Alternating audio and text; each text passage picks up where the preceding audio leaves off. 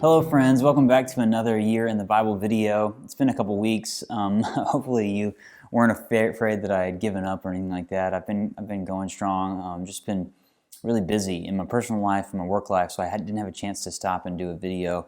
Lots going on at my new job at Belmont. If you didn't see, I posted a video about the Bible they gave me, which was really fun. A lot of people watched that video. I was kind of shocked. And then I've been helping Becca with a really cool project. You can check it out. She's a designer and a painter. And she just did a really huge 26-foot mural that I got to help her with. And you can check that out on my personal Instagram page, my most recent post. It's just at Tim Wildsmith on Instagram. And I posted some pictures of the mural and talked about what she did. It was really, really fun. But I've been keeping up with my Bible reading. I made it through Joshua, Judges, and Ruth. My last video, I finished the Torah, talked about Deuteronomy. And I was smiling this morning when I was like, okay, I need to sit down and record some videos here in the studio. And I thought, okay, my recap video for a year in the Bible is going to be Joshua, Judges, and Ruth.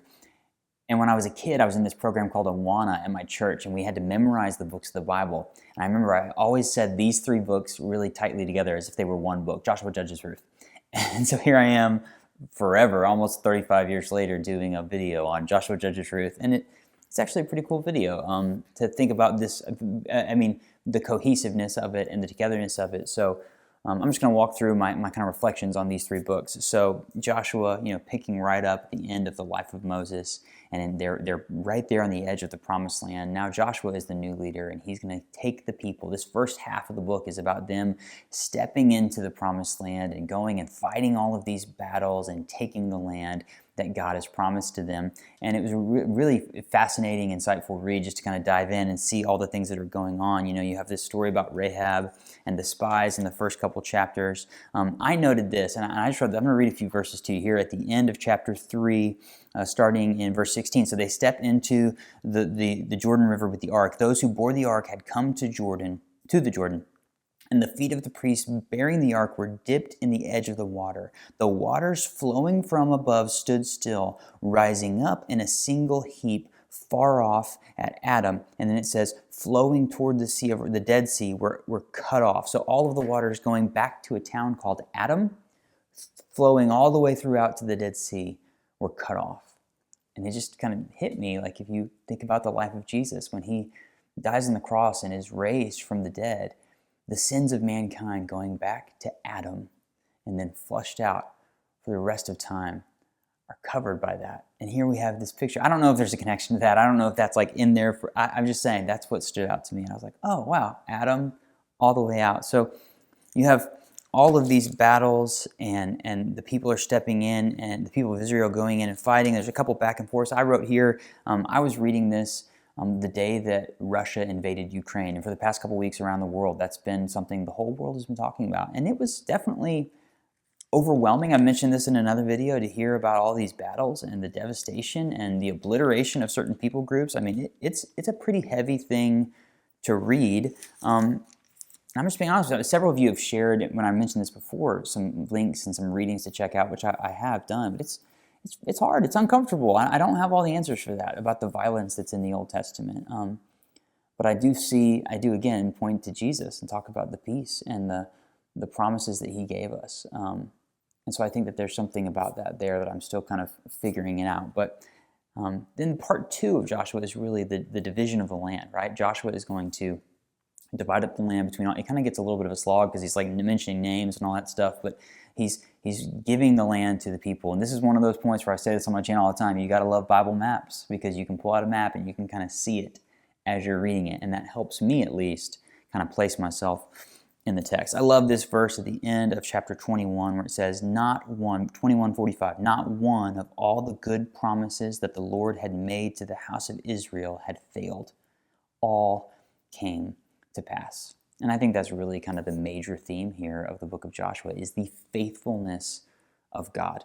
That in this epic story that we've found through the first 5 books of the Bible, God has now followed through. He has come good on his promises to give these people this land. He is faithful despite all the ups and downs and the back and forths. And then Joshua kind of makes this final speech to the people of Israel and says, hey, what are you going to do? How are you going to respond? He gives a good summary in chapter 22 about follow God, do not turn away, don't forget him, stay hard, love God, love yourself, give everything you have. As for me and my house, we are going to serve the Lord, serve him in sincerity and in faithfulness. That's his parting words to these people. So it's like, okay, they've gotten in there. It's been a battle, but now they've got it. And so we're really feeling good that they're going to do it. And then we get to Judges. And Judges starts out with this repeated phrase, the Israelites did what was evil in the sight of the Lord. It's like as if when they don't have a leader like Joshua or Moses, when they don't have a strong leader over them, they fall away. And a lot of the times you see them falling away, it's that they turn to other gods. They turn to other idols from the land that they had come into.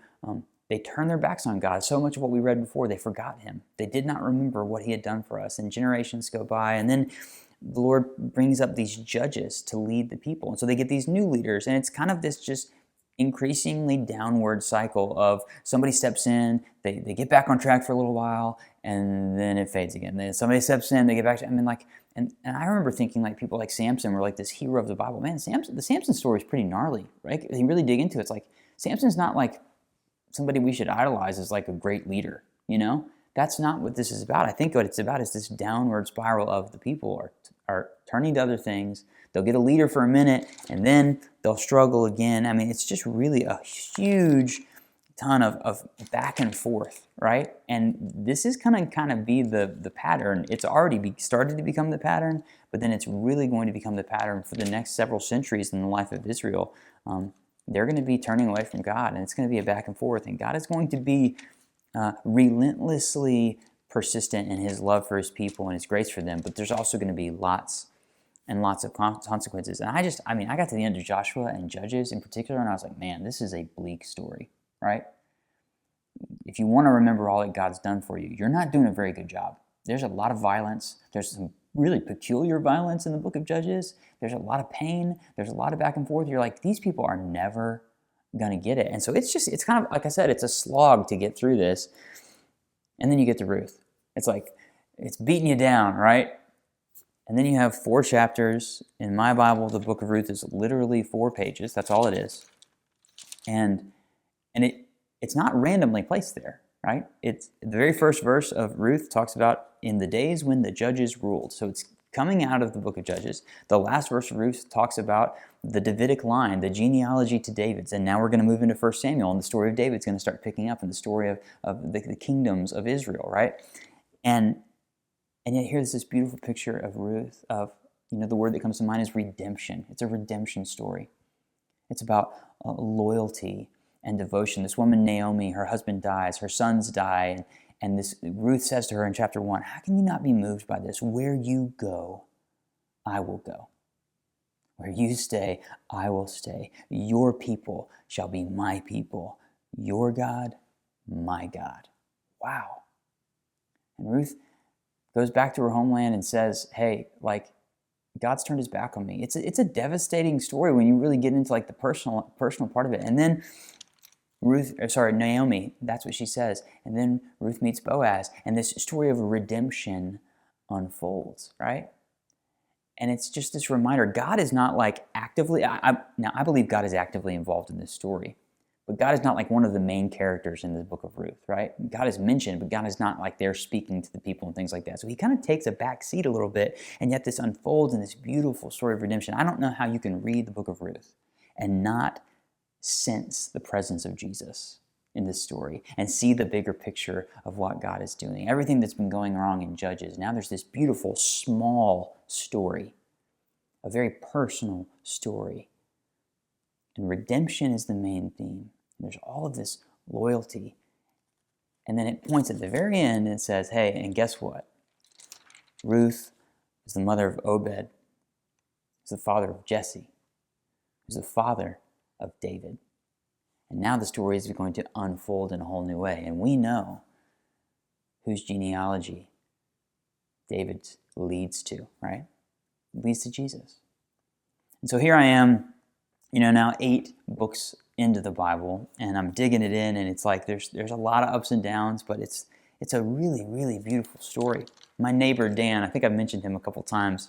I gave him a Bible. He never read through the Bible before. He's never really read the Bible. I gave him a Bible back in December, and I was going to work the other day, and I saw him and his dog, and I stopped and said, hey, Dan. He goes, hey, man, I'm in Luke. I was like, since December, he's read the entire Bible all the way, and he's now into the New Testament. I'm like, what? And he's like, Dan said this to me. He said, man, I'm not going to become a preacher or anything, but this is life-changing.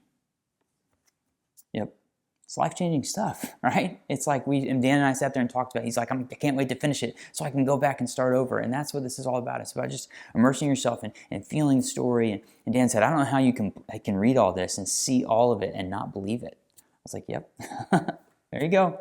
There you go. That's what it's about. So I'm really loving this. I'm loving the process. I love being able to share these videos because it helps me stay accountable, but I also get to sit down and reflect on it a little bit. So just an update on the process. Pens and markers, still the same. I mentioned in another video that I've been watching the Bible Project videos. They have like these 7, 8, 9-minute videos on each book of the Bible. That's like a visual overview. So what I've been doing a lot of times is like before I start a book, I'll watch that video. And when I'm finished with the book, I'll go back and watch it and kind of see how it all lines up, see what I learned along the way. I've also been using the Dwell Bible app to listen to the Bible. Now, I am still reading every page of this Bible. I'm one of those people who thinks that if you listen to a book, you didn't actually read it, you just listened to it. I know, I give Becca a hard time about that, but I'm actually reading every page of this Bible. But for Ruth, for example, I read it, and then I got in the car and turned on the Dwell app, and I listened to it on my way to work. And it's just helping me catch a few more things, because it's just different parts of your brain are kind of being, spoken to, I guess, when you have someone reading the Bible. And I have a guy with a British accent, so that's awesome. So anyway, Joshua, Judges, Ruth. It's not one book, it's 3 books, but it's a really beautiful section of the scripture. And now it's time to dive into 1st and 2nd Samuel. So I'm going to read 1st and 2nd Samuel for the next, I think it's going to take me 10 to 12 days, and then I'll do another video. Same thing with 1st and 2nd Kings, 1st and 2nd Chronicles. That's kind of my plan moving forward. So if you have any thoughts or questions, definitely leave me a comment. I have loved kind of engaging with you who are watching these videos. And if you're in this process with me, let me know where you're at. If you need some encouragement, let me know. I'll try to give that to you. I mean, I really believe this is a worthwhile experience of reading through the Bible in a year and kind of taking your time. But you can also do it like Dan's doing and just go strong and read as much of it as possible. That's one way to do it too. So I'm really, really enjoying this. Thank you, as always, for your time in watching these videos, for the encouragement and the kind comments that you've been giving me. I really, really appreciate it. Thank you for watching. We'll see you next time.